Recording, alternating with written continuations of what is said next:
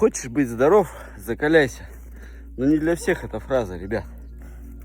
Некоторые говорят, за 4 дня стал таким здоровым, как начал обливаться. Это неправда. На всех действует по-разному. Имейте в виду, во всем большом должна быть постепенность, а не внезапность и мгновенность. Начинайте легко, дома, с приема холодных ванночек, растирания полотенцем холодным, и дальше уже больше. А сейчас я постою на снегу после обливания и посмотрим, пробьют ли сегодня у нас импульсы. То есть пробьет ли тепловая энергия снег и заряжусь ли я электрической энергией.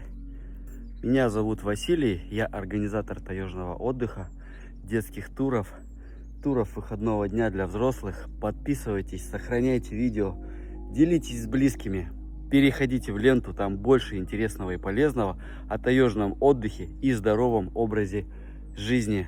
Солнце сегодня такое яркое, просто глаза закрываются.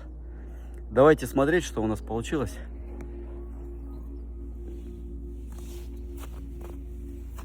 А у нас ничего сегодня не получилось, и никакие импульсы не пробили. Вот так, друзья.